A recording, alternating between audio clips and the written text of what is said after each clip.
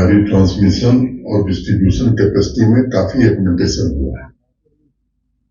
पहले की तुलना में बिजली भी हम ज्यादा देने लगे हैं लोगों को, लेकिन दूसरा सच ये भी है कि हमारा घाटा भी बढ़ गया है। अभी जैसा इनको सेक्रेटरी की दीदी आपको बता रहे थे कि 10 रुपए पर यूनिट बिजली खरीद के 1 रुपए 25 पैसे पर यूनिट बिजली देने की भी स्थिति है। एक तो पहले से ही भारी सब्सिडी हम लोग दे रहे हैं, उसमें भी बिलिंग जो होती है उसमें कितना पैसा आता है आप सब जानते हैं।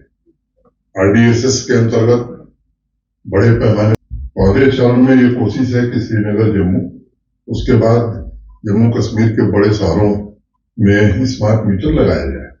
कई प्रकार की भ्रांतियां लोगों के बीच थी, कुछ जानबूझ करके बनाई गई थी, उसके भी इंतजाम पीडीपी डिपार्टमेंट ने किए हैं।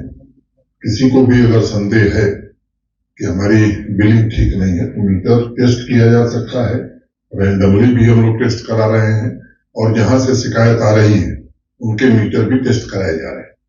तो ये मैं आपको आश्वस्त करना चाहता हूं कि एक तो मीटर से जो बिल आएगी वो सही आएगी, इसमें आपका सहयोग बड़ा अपेक्षित है, क्योंकि ये स्थिति लंबे समय तक चलाना ये बड़ा मुश्किल काम होगा।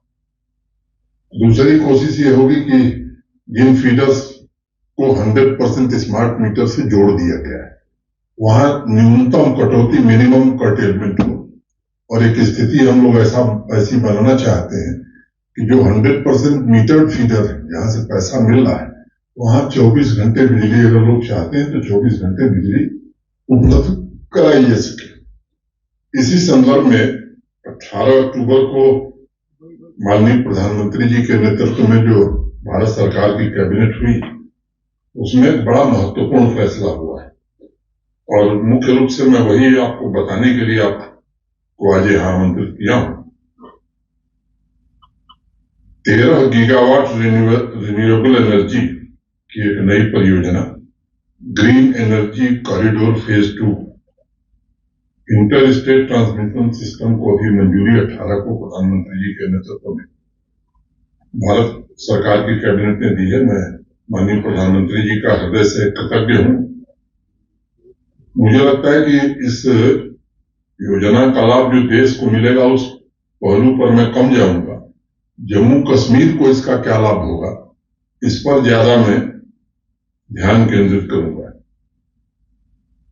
पिछले 2 वर्षों से हम लोग खुद भी इस परियोजना के लिए दिल्ली में पावर मिनिस्टर साहब के साथ भी बैठक हुई।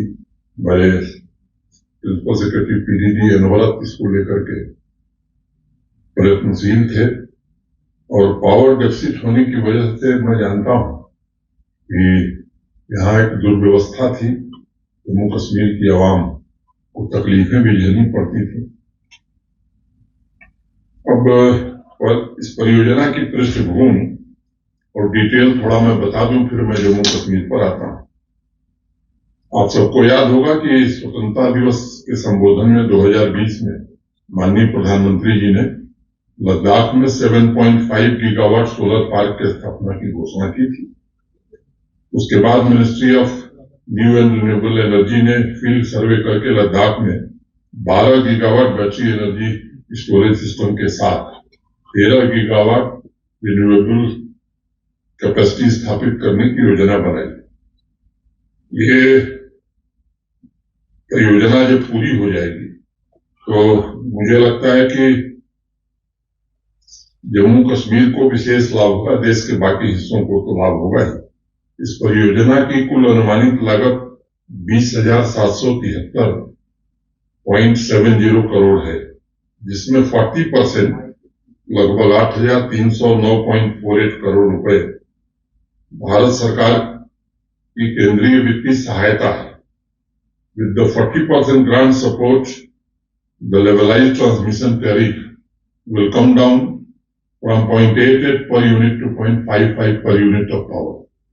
अब ये हमारे लिए विन-विन सिचुएशन होगी। लद्दाख क्षेत्र के कॉम्प्लेक्स टेरेन और एडवर्स क्लाइमेटिक कंडीशन को ध्यान में रखते हुए परियोजना कैसे बनेगी, इस पर भी काफी ध्यान दिया गया है। मैं उसके विवरण में नहीं जानना चाहता। आप जानते हैं कि वहां टेम्परेचर -45 डिग्री तक जाता है, एवलांच भी आते हैं। तो जो दुनिया की मॉडर्न टेक्नोलॉजी है, स्पेशल स्टील टावर का इस्तेमाल और इस तरह की तमाम व्यवस्थाएं उसमें की गई और अत्याधुनिक वोल्टेज सोर्स कन्वर्टर पर आधारित high voltage direct current HVDC system और extra high voltage alternative current यानी EHV सिस्टम भी उसमें लगाया जाएगा। इससे राउंड द क्लॉक सप्लाई सुनिश्चित की जा सकेगी। एक नई ट्रांसमिशन लाइन बनेगी जो हिमाचल प्रदेश, पंजाब होकर के हरियाणा के कैथल तक जाएगी। जो दूसरा, हमारी एक लाइन है जम्मू कश्मीर में, लेह अलुस्टेंग श्रीनगर लाइन से भी इसे जोड़ा जाएगा। और ये जो हमारी existing 220 kV Leh Alusteng Srinagar transmission line है, उससे कश्मीर वैली को एक ऑल्टरनेटिव बिजली मिलने का संसाधन उपलब्ध होगा।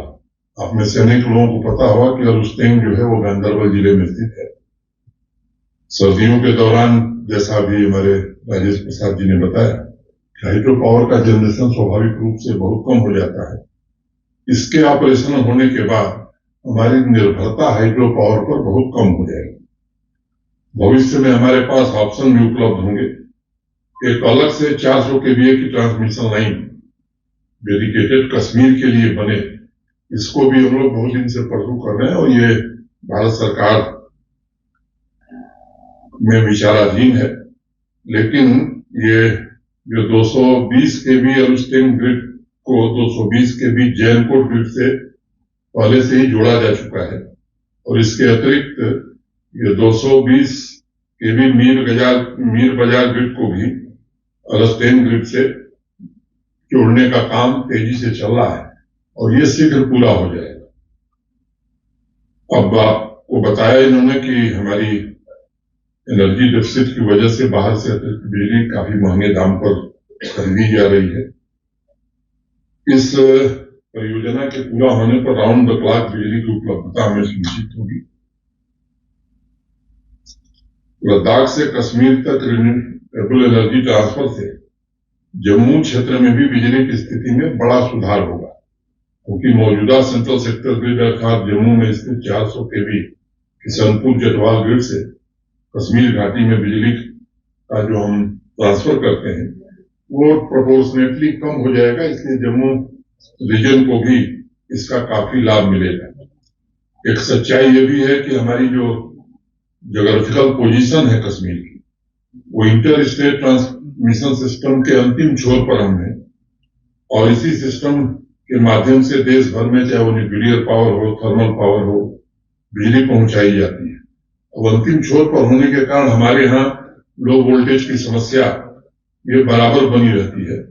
लेकिन battery energy storage system supported जो नई परियोजना है, उसके कारण ये लो वोल्टेज से भी हमको पूरी तरह से निजात मिल जाएगा।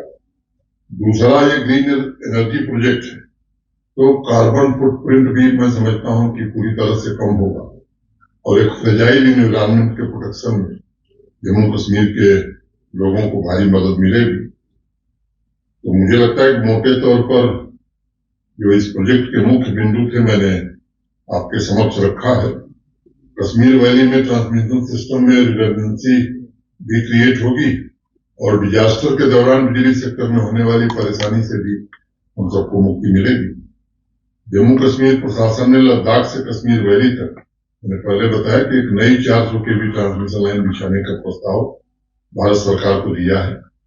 400 kV किशनपुर, बागुरा और सांबा जतवाल अमरगढ़ ट्रांसमिशन लाइनों के अलावा कश्मीर वैली के लिए 400 kV लेवल पर ऊर्जा का ये थर्ड सोर्स होगा और ये नई 400 kV लाइन कश्मीर वैली की भविष्य की जितनी जरूरतें, वो इंडस्ट्रियल हो या डोमेस्टिक हो, इससे सब हम पूरा कर पाएंगे। तो मुझे लगता है कि बिजली की स्थिति इस परियोजना से सबसे ज्यादा लाभ जम्मू कश्मीर को ही मिलने वाला है। विंटर प्रिपेयर्डनेस को लेकर के भी प्रशासन पूरी तरह से संवेदनशीलता के साथ काम कर रहा है। बिजली के बारे में विस्तार से बताया गया है। स्नो क्लियरेंस को लेकर के भी आज मैं कह सकता हूं कि पहले की तुलना में मॉडर्न इक्विपमेंट और मशीन्स हमारे पास बड़ी संख्या में आ गई। जो सड़क हमारी डैमेज होती थी, अब कटर लोहे के स्थान पर वो अब लोहे के कटर नहीं है, जो अभी नई मशीनें आई हैं, तो उसमें भी हम अच्छी स्थिति में है। राशन, पेट्रोल, डीजल, गैस, इन सबका पर्याप्त स्टॉक, दवा, इसकी कोई दिक्कत न हो, ये सारे इंतजाम कर लिए गए हैं। मैं सोचा कि आप लोगों को आज इस बात के बारे में थोड़ा ब्रीफ किया जाए, क्योंकि आप ही माध्यम है जिससे सामान्य आदमी तक हम बात पहुंचा पाएंगे। तो आज का विषय यही था। अगर इस विषय से संबंधित किसी के मन में कोई प्रश्न है तो जरूर पूछ सकता है।